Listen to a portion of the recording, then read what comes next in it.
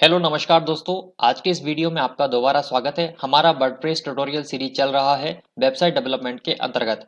आज मैं आपको बताने वाला हूं कि वर्डप्रेस का डैशबोर्ड कैसे काम करता है और इस डैशबोर्ड में कितने सारे ऑप्शंस होते हैं। हर एक ऑप्शंस और हर एक सेटिंग्स के बारे में आज मैं आपको ओवरव्यू दूंगा। तो सबसे पहले आपको लॉगिन करना पड़ेगा अपने वर्डप्रेस के एडमिन पैनल में, जो कि आपका जो वेबसाइट होता है। फॉर एग्जाम्पल नरबरिया.com एक वेबसाइट है। इसके स्लैश में आप WP एडमिन लिखेंगे और सर्च करेंगे तो कुछ इस तरह का आपके पास लेआउट आ जाएगा, जिसमें आपको यूजर नेम और पासवर्ड डाल के लॉगिन करना होता है। जिसे आप लॉगिन करेंगे तो आपका वर्डप्रेस का WP एडमिन कुछ इस तरह से ओपन हो जाएगा। जब आप डैशबोर्ड ओपन करेंगे तो यहाँ आपको बहुत सारे ऑप्शंस मिलेंगे। सबसे पहले यहाँ आप देखेंगे आपका आइकन होगा, इसमें एडिट प्रोफाइल और प्रोफाइल नेम होगा। डैशबोर्ड में कुछ लेफ्ट साइड बार में आपको कुछ ऑप्शंस मिलेंगे।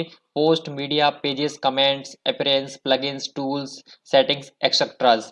और यहाँ आपके वेबसाइट के नेम और कुछ महत्वपूर्ण ऑप्शंस होंगे। डैशबोर्ड में आप देखेंगे आपकी साइट की हेल्थ स्टेटस देखेंगे। क्विक ड्राफ्ट, आप यहाँ कोई पोस्ट क्विकली यहाँ क्रिएट कर सकते हो, उसका ऑप्शन है। एट अ ग्लांस कितने पोस्ट, कितने कमेंट और कितने पेजेस इस वेबसाइट पर है वो आप यहाँ देख सकते हैं। एक्टिविटीज देख सकते हैं और वर्डप्रेस के लेटेस्ट इवेंट्स एंड न्यूज़ वगैरह आप यहाँ देख सकते हैं। तो ये तो एक नए वर्डप्रेस को जो हमने इंस्टॉल किया है उसके बारे में कुछ थोड़ा बहुत यहाँ पे इंफॉर्मेशन है। लेकिन अगर आप एक पुराना वर्डप्रेस देखेंगे जिसपे बहुत सारे प्लगइन्स और बहुत सारे सेटिंग्स हैं, एक चलता हुआ वेबसाइट आप देखेंगे तो उसमें बहुत सारे आपको डैशबोर्ड के अंदर ऑप्शन मिलेंगे। जैसे मैं अपने नरबरिया.com का डैशबोर्ड आपको दिखा देता हूँ। तो देखिए ये एक पुराने वर्डप्रेस का डैशबोर्ड है। यहाँ पे बहुत सारे ऑप्शंस आपको दिख रहे हैं। साइट किट समरी दिख रहा है, योस्ट एसईओ का ओवरव्यू दिख रहा है, एक्टिविटीज, कमेंट्स, टूल्स और यहाँ पे WP सिक्योरिटी, ऑप्टिमाइज, हसल, बहुत सारे ऑप्शंस है। तो ये सब ऑप्शंस कैसे आते हैं, इसके लिए आपको अलग अलग प्रकार के प्लगइन्स का यूज करना पड़ता है। वो प्लगइन्स के बारे में आपको बताऊंगा। तो जब आप एक नया वर्डप्रेस इंस्टॉल करते हैं, अगर आपको नहीं आता कि वर्डप्रेस कैसे इंस्टॉल करें तो हमारा पुराना वीडियो देख सकते हैं। उसका लिंक मैंने इस वीडियो के डिस्क्रिप्शन में दे दिया है कि कैसे आप एक वर्डप्रेस अपने वेबसाइट के ऊपर इंस्टॉल कर सकते हैं। और वर्डप्रेस इंस्टॉलेशन के बाद सबसे पहले क्या सेटिंग करना पड़ता है, कहाँ से शुरुआत करें वेबसाइट बनाने की या वेबसाइट को डिज़ाइन करने की, जो कि मैं आपको थीम्स के बारे में बता चुका हूँ। लेकिन इस वीडियो में आपको पूरा सेटअप ओवरव्यू बता रहा हूँ। तो सबसे पहले आपको सेटिंग्स में जाना चाहिए और सेटिंग्स के अंदर जनरल में जाइए। सबसे पहले आपको यहीं से शुरुआत करनी चाहिए, उसके बाद ही दूसरे ऑप्शंस हम कर सकते हैं। यहाँ पे आपको साइट टाइटल, आप अपनी वेबसाइट का नाम क्या रखना चाहते हैं, तो मैं यहाँ पे अपनी वेबसाइट का नाम लिख दिया हूँ। आपकी वेबसाइट का टैगलाइन क्या होगा, तो आपकी वेबसाइट का जो टैगलाइन होगा वो आपको यहाँ लिखना है। तो जब आप टैगलाइन लिख देंगे उसके बाद ये आपका वर्डप्रेस का एड्रेस होगा। ये आपका साइट एड्रेस यहाँ पे दिख रहा है, आपकी एड्रेस, एडमिन ईमेल आईडी। और अगर आप अपनी वेबसाइट पर किसी नए यूज़र को भी रजिस्ट्रेशन करने का कोई ऑप्शन देना चाहते हैं तो आप इसे एक्टिवेट कर सकते हैं, मेंबर को। और उसका जो मेंबर जो ज्वाइन करेगा, रजिस्टर करेगा, उसका रोल क्या होगा, डिफ़ॉल्ट रोल। उसको ऑथर बनाना चाहते हैं, एडिटर, एडमिनिस्ट्रेटर, कंट्रीब्यूटर, सब्सक्राइबर, तो ऐसा आप कर सकते हैं। लेकिन जो कि आप एक ब्लॉग हैंडल कर रहे हैं, यहाँ आपको कोई भी मेंबरशिप एक्टिवेट करने की आवश्यकता मेरे ख्याल से नहीं होगी, क्योंकि आपका अपना एक सेपरेट यूजर आईडी पासवर्ड है, उसके थ्रू आप लॉगिन कर सकते हैं। अगर आप दूसरे यूजर्स को भी, दूसरे लोगों को भी आपकी वेबसाइट का एक्सेस देना चाहते हैं कि वो भी आपकी वेबसाइट पर लॉगिन कर सके और कुछ पोस्ट कर सके, कुछ लिख सके या कुछ बदलाव कर सके, तो आप इस ऑप्शन को इनेबल कर सकते हैं मेंबरशिप वाले को। साइट की लैंग्वेज, आपकी वेबसाइट हिंदी, इंग्लिश, मराठी, कौन सी लैंग्वेज में है वो आप यहाँ कर सकते हैं। टाइम जोन जरूर कर देना है। देखिए इंडिया का टाइम जोन, अगर आप इंडिया से हैं तो इंडिया का टाइम जोन लगभग UTC 5, ये UTC 5:30 के तकरीबन है ये। और ये सारी सेटिंग्स डिफॉल्ट आप कर सकते हैं या टाइम फॉर्मेट चेंज करना हो आप कर सकते हैं। सेव चेंजेस पे क्लिक करेंगे तो आपका जनरल सेटिंग इस तरह कंप्लीट हो गया। आपको जनरल के बाद आपको राइटिंग सेटिंग में जाना है। राइटिंग के अंतर्गत आप देख सकते हैं ये सारी चीज़ें आप ईमेल के थ्रू भी पोस्ट कर सकते हैं अपने वर्डप्रेस पर, तो वो यहाँ पे आप डाल सकते हैं। बाकी इसकी ज़रूरत नहीं है, सेव करिए या ना करें तो भी चलेगा, क्योंकि यहाँ कुछ बदलने की ज़रूरत ही नहीं है। रीडिंग में जाइए। रीडिंग में आप अपने ब्लॉग पेज पर कितने पोस्ट डिफ़ॉल्ट रूप से दिखाना चाहते हैं, वो यहाँ जैसे 10 पोस्ट आप दिखाना चाहते हैं। अब मैं बता देता हूँ ये कैसे काम करता है। जैसे अगर आप किसी साइट पे जाएंगे तो उसकी किसी भी कैटेगरी या ब्लॉग पेज में जाएंगे, यहाँ देख रहे हैं कुछ 3 पोस्ट दिख रहे हैं। बिजनेस टिप्स जो एक कैटेगरी है उसमें 3 पोस्ट इस ब्लॉग पर दिख रहे हैं। तो यहाँ पे आप सेट कर सकते हैं कि आप कितने पोस्ट दिखाना चाहते हैं, 10 दिखाना चाहते हैं, 5 यहाँ पे लिखिए और यहाँ पे आपको सेव चेंजेस पे क्लिक कर देना है। यहाँ एक ऑप्शन दिया है सर्च इंजन विजिबिलिटी, कि आपका जो ब्लॉग है या वेबसाइट है, क्या कोई सर्च इंजन आपके ब्लॉग या वेबसाइट को देख सकता है या उसे रिक्वेस्ट मतलब कि क्रॉल कर सकता है या नहीं। अगर आप इसको टिक मारते हैं तो कोई भी सर्च इंजन आपकी वेबसाइट को इंडेक्स नहीं कर पाएगा, इसलिए इसको अनचेक ही रहने देना है और सेव चेंजेस पे क्लिक करना है। बाकी सारी सेटिंग सेम रहेंगी। आप जनरल सेटिंग के बाद आप आता है डिस्कशन। डिस्कशन जो आपके ब्लॉग के कमेंट से संबंधित है, यहाँ बहुत सारे ऑप्शन दिए गए हैं। आप सारे ऑप्शन को जैसे का तैसे रहने देंगे तो अच्छा रहेगा, कुछ बदलने की इसमें आवश्यकता वैसे नहीं है। हर एक सेक्शन के ऊपर मैं आपको वीडियो लेके आऊंगा, क्योंकि अभी मैं सिर्फ ओवरव्यू आपको दिखा रहा हूँ। उसके बाद मीडिया का ऑप्शन है। मीडिया में आपकी थंबनेल का साइज कैसा रहना चाहिए, लार्ज मीडियम, वो आप यहाँ पे अरेंज कर सकते हैं, इसकी ज़रूरत नहीं है। अब आपको परमालिंक में जाना है। परमालिंक सेटिंग्स के अंतर्गत यहाँ पे कुछ ऑप्शंस दिए गए हैं कि आपको जो परमालिंक है वो कैसा रहेगा। परमालिंक बोले तो एक तरह का पूरा यूआरएल होता है। जैसे अगर आप इस वेबसाइट पे जाएंगे तो नरबरिया.com एक वेबसाइट का नेम है, यानी कि डोमेन है, डोमेन नेम। उसके बाद कैटेगरी एंड बिजनेस टिप्स। तो ये नरबरिया.com के अंदर एक कैटेगरी है बिजनेस टिप्स, ये परमालिंक ये दर्शा रहा है। अगर किसी और दूसरे पेज को खोलेंगे तो उस हिसाब से मान लीजिए मैं ये पोस्ट को ओपन करके दिखाता हूँ। तो नरबरिया.com एक वेबसाइट डोमेन नेम है। उसके बाद एलएलपी कंपनी रजिस्ट्रेशन एक इसके अंदर ही पोस्ट का स्लग है। तो ये पूरा एक परमालिंक है। तो यहाँ पे आपको डेट एंड नेम डिफॉल्ट मिलेगा। इसका मतलब है कि .com एक वेबसाइट है, उसके अंतर्गत ईयर है, फिर उसके बाद मंथ एंड डे आता है, फिर आपका पोस्ट का नेम आएगा। तो ऐसा लिंक यूआरएल स्ट्रक्चर आपको नहीं रखना है, क्योंकि एसईओ के हिसाब से आपको पोस्ट नेम वाला रखना चाहिए कि आपका वेबसाइट का नाम हो, उसके बाद सीधे आपके पोस्ट का नाम हो। जैसे यहाँ पे देख रहे हैं एक दूसरे ब्लॉग में, यहाँ वेबसाइट का नाम है, उसके बाद सीधे पोस्ट का नाम दे दिया इस तरीके से। तो पोस्ट नेम आप क्लिक करना है, एसईओ के लिए अच्छा होता है। आप सेव चेंजेस पे क्लिक करेंगे। अब आपको यहाँ पे सेटिंग्स के अंदर सारे ऑप्शंस कंप्लीट हो चुके हैं। अब आपको नेक्स्ट जाना है पोस्ट के ऑप्शन पे। ऑल पोस्ट पे क्लिक करेंगे आप, तो यहाँ पे बहुत सारे पोस्ट आप लिख सकते हैं। जैसे किसी वेबसाइट में पोस्ट होते हैं, ये एक पोस्ट है जो मैं आपको अलग वेबसाइट पे दिखा रहा हूँ, या दूसरे पोस्ट होते हैं, आर्टिकल्स होते हैं, वो आप यहाँ से पोस्ट ऐड कर सकते हैं। तो यहाँ पे ऐड न्यू पे दबाएंगे तो आप एक न्यू पोस्ट ऐड कर सकते हैं। तो इस तरीके से पोस्ट का यूआई यूजर इंटरफेस है। यहाँ पे आपको अपने पोस्ट का टाइटल, जैसे अपन किसी दूसरे ब्लॉग में देखेंगे तो यहाँ पोस्ट का टाइटल देखेंगे, ये देखिए ये पोस्ट का एक टाइटल है। तो इस तरीके से आप टाइटल बनाएंगे तो आप टाइटल लिखेंगे, और पोस्ट के बाद क्या आता है इमेज, तो ये इमेज मैं आपको बताऊंगा। उसके नीचे कुछ कंटेंट लिखा हुआ है, बॉडी कंटेंट। तो यहाँ पे आप अपना कोई भी कंटेंट लिख सकते हैं टाइटल के नीचे। फिर देन आप यहाँ राइट साइड बार में देखेंगे पोस्ट सेक्शन में, यहाँ पे विजिबिलिटी है, क्या आपको ये पोस्ट पब्लिक रहने देना है या प्राइवेट या कुछ करना है। आपको ये पब्लिश कब करना है, तुरंत पब्लिश करना है या कोई डेट यहाँ पे शेड्यूल करना चाहते हैं। जैसे मान लीजिए 22 तारीख को पब्लिश करना चाहता हूँ, आज 21 है तो मैं 22 तारीख दबाऊंगा तो ये 22 जुलाई को ऑटोमेटिकली पब्लिश हो जाएगा। फिर आप इसे रिव्यू में देना चाहते हैं वो भी कर सकते हैं। आप इसका लेखक कौन है वो बदलना चाहते हैं, आप लेखक बदल सकते हैं। आप इसका परमालिंक सेट कर सकते हैं यहाँ से। आप कैटेगरीज, आपकी जो पोस्ट की कैटेगरीज है वो क्या है, फीचर्ड, अनकैटेगरीज, ये कैटेगरीज चेंज कर सकते हैं, टैक्स डाल सकते हैं। फीचर्ड इमेज, जो कि यहाँ पे देख रहे थे आप दूसरे ब्लॉग में, जो टाइटल के नीचे इस तरह का इमेज शो हो रहा है, तो ये फीचर्ड इमेज है। तो ये इमेज जो पोस्ट के पहले दिखाई देता है वो आप यहाँ सेट कर सकते हैं। इस तरीके से चीज़ें यहाँ पे हो जाती हैं। फिर आपको यहाँ पब्लिश बटन पे दबा देना है, तो आपका पोस्ट पब्लिक हो जाएगा, पब्लिश हो जाएगा। तो यहाँ पे इस तरीके से दिखाई देगा। जैसे ये हेलो वर्ल्ड एक पोस्ट दिख रहा है, आप इसको व्यू करके क्लिक करेंगे तो आपका पोस्ट इस तरीके से दिखाई देगा। देखिए ये पोस्ट हमारा आ गया है, हेलो वर्ल्ड हमारा टाइटल था, नीचे हमारा बॉडी कंटेंट है और सारी चीज़ें यहाँ पे हो गई थीम्स के अकॉर्डिंग। जो हमारा थीम्स था, हम ही अभी हमने इस थीम को कस्टमाइज नहीं किया है, मैं कस्टमाइज करना आपको नेक्स्ट वीडियो में दिखाऊंगा। आप किसी पोस्ट को डिलीट करना चाहते हैं, आप ट्रस्ट पे क्लिक करेंगे डिलीट हो जाएगा।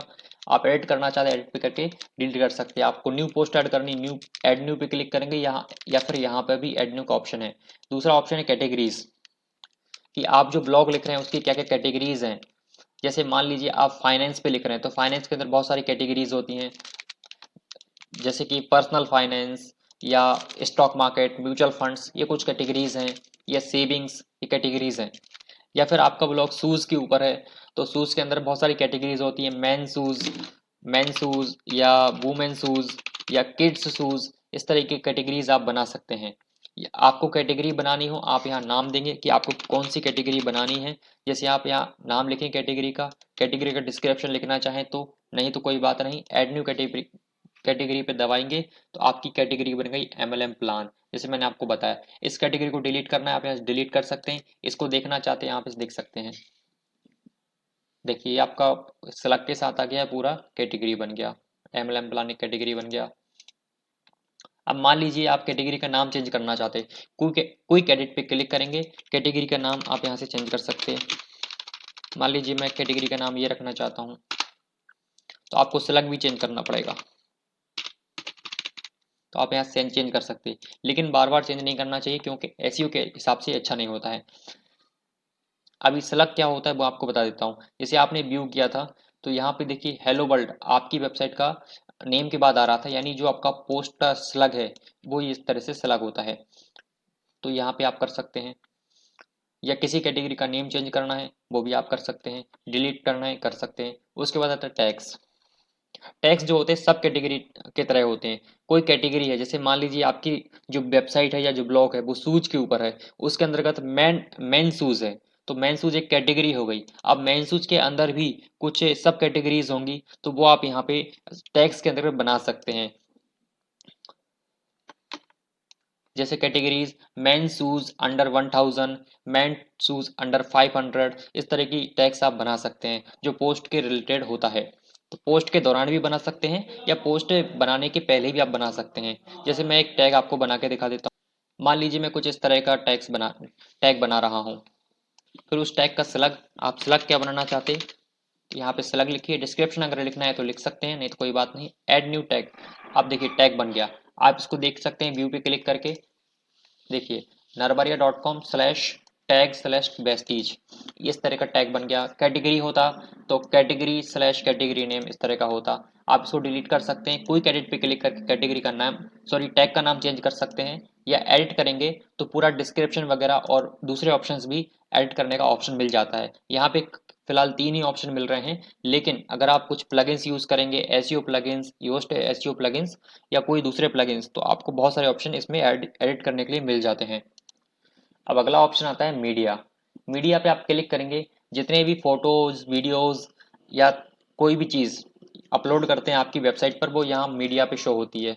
आप किसी भी पिक्चर पे क्लिक करके आप नीचे डिलीट परमानेंटली कर सकते हैं, इसको डिलीट कर सकते हैं, या फिर ऑल टैग या कैप्शन वगैरह या डिस्क्रिप्शन वगैरह भी इसमें ऐड कर सकते हैं। ये सब हम आने वाले वीडियोस में सेपरेटली बात करेंगे क्योंकि ये काफ़ी बड़े टॉपिक्स हैं और एसईओ के हिसाब से भी इनको देखना पड़ता है।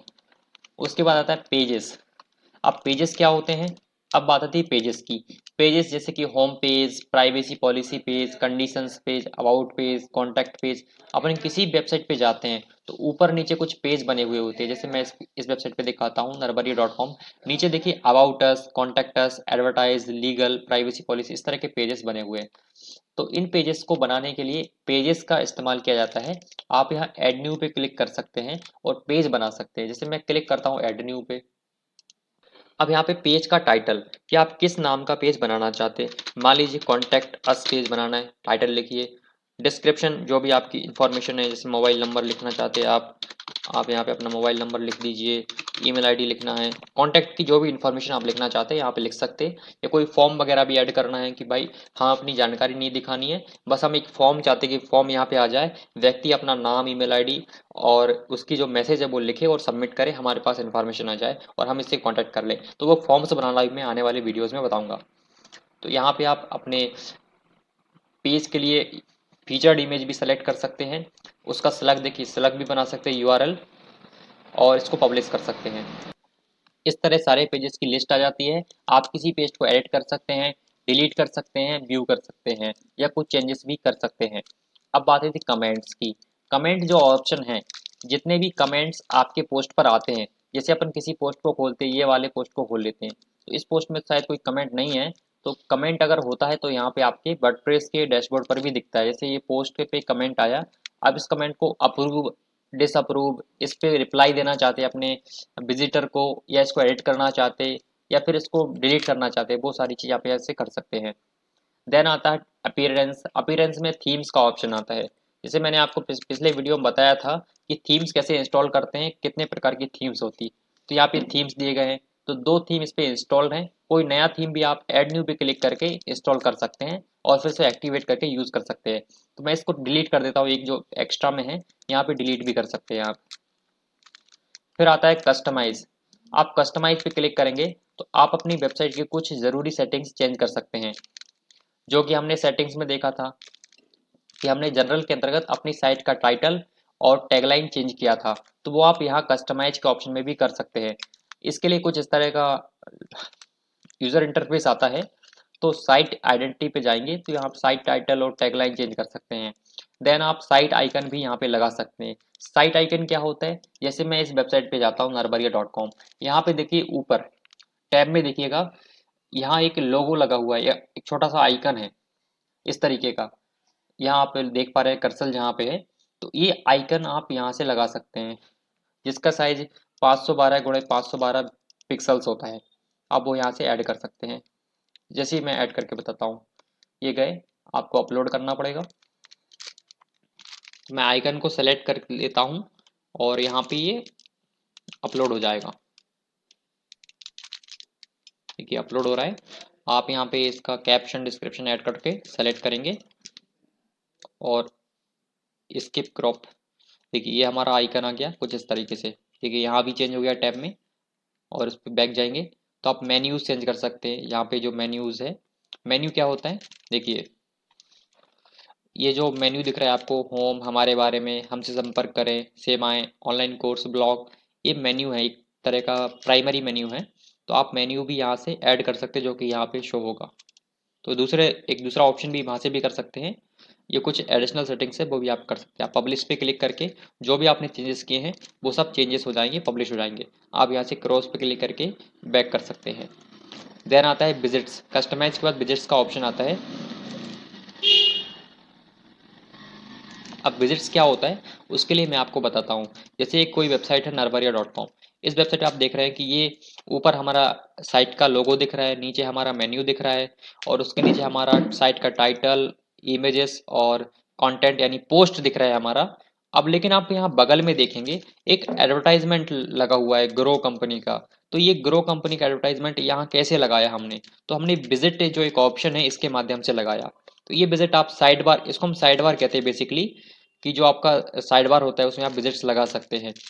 या फिर आप फूटर में भी लगा सकते हैं। फूटर क्या होता है कि यहाँ पे जो नीचे आप देख रहे हैं अबाउट अस, फॉलो अस, ये जो हमारी सर्विसेज, लेटेस्ट आर्टिकल्स, ये जो लिखा हुआ है ये सब फूटर है।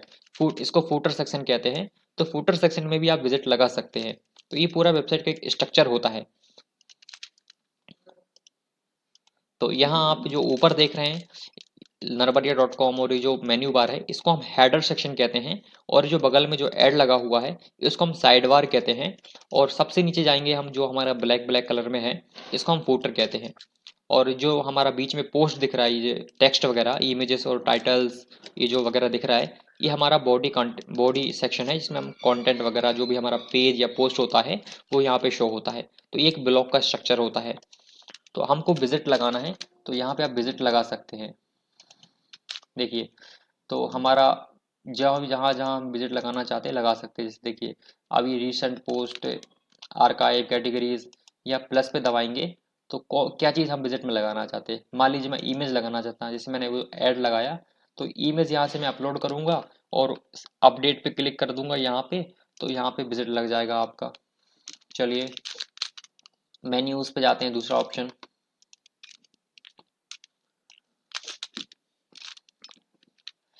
मेन्यू। यहाँ पे आप मेन्यू बना सकते हैं, यानी कि जो हमारा हेडर में इस वेबसाइट में देख रहे हैं यहाँ पे एक मेन्यू था, प्राइमरी मेन्यू।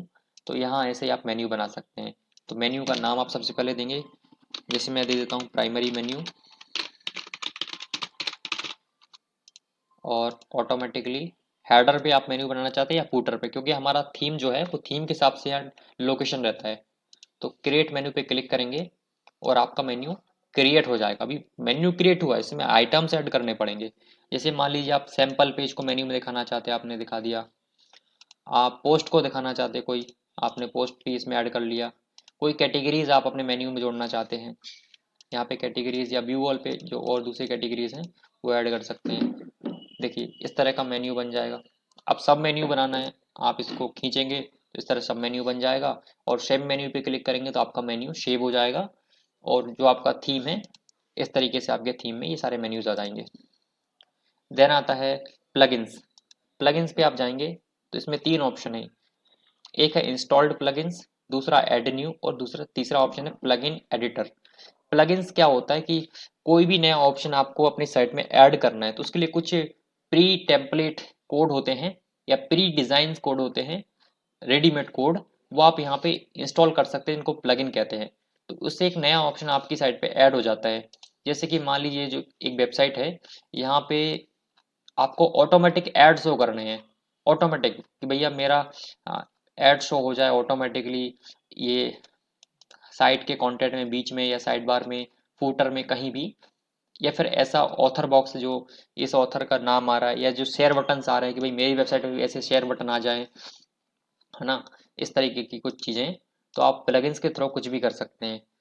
आपको एसईओ करना है अपने वर्डप्रेस का, तो एक प्लगइन आता है, आप एड न्यू पे क्लिक करिए और वो यहाँ पे बहुत सारे प्लगइन्स हैं, क्लासिक एडिटर है, दूसरे दूसरे प्लगइन्स भी हैं। मुझे एसईओ करना है तो मैं एसईओ के लिए एक अच्छा प्लगइन है, इसका नाम है योस्ट।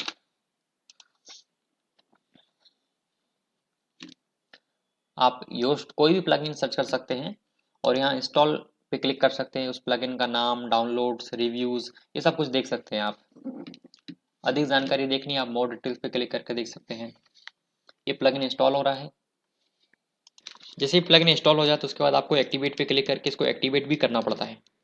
इस तरीके से आप मान लीजिए आपका जो वेबसाइट है उसमें बहुत सारे इमेजेस हैं और उनका साइज बहुत ज़्यादा है, तो उसको कंप्रेस करना है ऑटोमेटिकली, तो कंप्रेसर प्लगइन आप डाउनलोड कर सकते हैं। इस तरीके इनका पूरा लिस्ट यहाँ दिख रहा है। देखिए मेरे कुछ इतने प्रकार के प्लगइन्स यहाँ से, मैं योस्ट एसईओ मैंने अभी इंस्टॉल किया। अब इसको डीएक्टिवेट कर पे क्लिक करेंगे तो ये डीएक्टिवेट हो जाएगा, फिर डिलीट भी कर सकते हैं। लेकिन इसके अंदर देखिए बहुत सारे ऑप्शन है। एक सेटिंग का ऑप्शन आ रहा है, तो हर प्लगइन्स की अपनी अपनी सेटिंग्स होती हैं। तो इन सेटिंग्स के बारे में भी मैं आपको आने वाले वीडियोस में बताऊंगा, हर प्लगइन को इंस्टॉल करके दिखाऊंगा और उसकी सेटिंग्स कैसे करते हैं वो मैं आपको दिखाऊंगा। अब मान लो किसी प्लगइन को डीएक्टिवेट करना है या आप उसे हटाना चाहते हैं, तो उस पर टिक मारिए, या सिंगली यहाँ पे डिलीट पे क्लिक करेंगे तो सिंगल प्लगइन भी डिलीट कर सकते हैं, या बहुत सारे प्लगइन एक साथ डिलीट करने हैं तो उन प्लगइन को सेलेक्ट करिए, यहाँ बल्क एक्शन में जाइए, डिलीट दबाइए, अप्लाई करिए, ओके करिए। आपके प्लगइन एक साथ सारे के सारे डीएक्टिवेट हो जाएंगे। और कोई भी प्लगइन आपको यहाँ पे अपडेट करना हो तो अपडेट का साइन ऑटोमेटिकली आ जाता है। तो अभी फिलहाल कोई भी अपडेट का हमें सिग्नल नहीं आया है। अगला ऑप्शन है यूजर्स का। तो यहाँ जितने भी आपके साइट के यूजर्स हैं, यानी वो आप यहाँ पे यूजर्स वगैरह आ जाते हैं। कोई नया यूजर बनाना है, आप एड न्यू पे क्लिक कर नया यूजर बना सकते हैं। इसी के अंदर है प्रोफाइल। तो जो भी यूजर्स हैं उनकी प्रोफाइल किस तरीके से है, उनके सोशल मीडिया हैंडल, अकाउंट्स वगैरह, उनके बारे में कुछ बायो वगैरह, आप यहाँ पिक्चर्स चेंज कर सकते हैं, पासवर्ड चेंज कर सकते हैं, वो सब प्रोफाइल में हो जाता है। देन आता है टूल्स। टूल्स में सबसे महत्वपूर्ण कुछ टूल्स दिए गए हैं कि कोई कैटेगरी है उसको आप टैग में कन्वर्ट करना चाहते हैं तो इस टूल का यूज़ कर सकते हैं। देन आता है इंपोर्ट। इंपोर्ट में कुछ अलग अलग प्रकार के ऑप्शन है। इंपोर्ट एक ऐसा सिस्टम है कि कोई दूसरा प्रकार का सीआरएम, जैसे वर्डप्रेस एक सीआरएम है, वैसे ही दूसरे सीआरएम भी होते हैं, ब्लॉगर्स होते हैं, टम्बलर होते हैं, अलग अलग प्रकार के सीआरएम है। तो कोई कंटेंट आप उस वेबसाइट से इस वेबसाइट में लाना चाहते हैं, इंपोर्ट कर सकते हैं। जैसे मान लीजिए आपका ब्लॉग blogger.com पे बना है, तो blogger.com के जो भी पोस्ट, कमेंट और यूजर्स हैं वहाँ इंपोर्ट आप इस वर्डप्रेस पे इंपोर्ट कर सकते हैं। या कोई अदर सीआरएम भी है तो वहां से भी इंपोर्ट कर सकते हैं। अगला ऑप्शन है एक्सपोर्ट का। आप इस वेबसाइट का कोई भी कंटेंट या पूरा कंटेंट एक्सपोर्ट कर सकते हैं और कहीं दूसरी जगह पे इंपोर्ट कर सकते हैं, या फिर यहीं पर भी वापस इंपोर्ट कर सकते हैं, या फिर बैकअप भी आप यहाँ से बैकअप की तरह भी इसे यूज़ कर सकते हैं। तो ये सारी चीज़ें हैं। और जो हमने नया प्लगइन इंस्टॉल किया योस्ट एसईओ, उसका एक नया सेक्शन यहाँ बन गया जो पहले नहीं था। तो उसके अंदर भी बहुत सारे सेटिंग्स हैं। तो ऐसे आप जितने प्लगइन यूज़ करेंगे, हर प्लगइन का अपना अपना सेटिंग होता है, तो मैं आपको आने वाले वीडियोस में ये भी बताऊंगा। तो आई होप आप वर्डप्रेस के एक डैशबोर्ड के बारे में एक ओवरव्यू तो जान ही गई, कहाँ कौन सा ऑप्शन दिया गया है। तो यहाँ आप देखेंगे कि डैशबोर्ड के अंदर एक अपडेट नाम का ऑप्शन भी है, अपडेट्स। तो अपडेट्स का मतलब है कि वर्डप्रेस का जो भी नया वर्जन आएगा, अभी करंट में 6.0.1 वर्जन चल रहा है, जो कि लास्ट 21 जो कि अभी लास्ट चेक हुआ है 21 जुलाई के हिसाब से। तो जो भी वर्जन वर्डप्रेस का आएगा, आपको वो अपडेट करना पड़ता है ताकि आपका वेबसाइट सिक्योर रहे वर्डप्रेस के हिसाब से। कोई प्लगइन आपको अपडेट करनी वो यहाँ लिस्ट आ जाती है, थीम अपडेट करनी वो भी यहाँ आ जाता है। तो आई होप आप समझ गए होंगे कि मैंने वर्डप्रेस डैशबोर्ड के बारे में आपको जो समझाया वो आप समझ गए होंगे। अगर आपको वीडियो अच्छा लगा हो, आप चैनल को सब्सक्राइब कर सकते हैं, मेरे वीडियो को लाइक कर सकते हैं। कोई भी डाउट आता है या किसी भी टॉपिक पे आपको वीडियो की आवश्यकता है, वीडियो चाहिए हो, आप कमेंट में लिखिए, उसके लिए हम वीडियो बना देंगे। और ये वर्डप्रेस ट्यूटोरियल की जो सीरीज चल रही है हमारी वेबसाइट डेवलपमेंट, ये भी हम लगातार जारी रखेंगे ताकि आप खुद से अपने लिए वेबसाइट बना सके। अगर आप एक बिजनेसमैन हैं या किसी भी तरह का कोई बिजनेस करते हैं, तो आप हमें वेबसाइट डिजाइनिंग की सर्विस भी, हमारी सर्विस भी आप ले सकते हैं। हमारे सर्विस की अधिक जानकारी के लिए आप हमारी वेबसाइट narbaria.com पर भी जा सकते हैं, और हमारी बहुत सारी services, business registration, GST, income tax, loan वगैरह की जानकारी भी आप यहाँ से ले सकते हैं। मिलते हैं अगले वीडियो में, जब तक के लिए आपका धन्यवाद।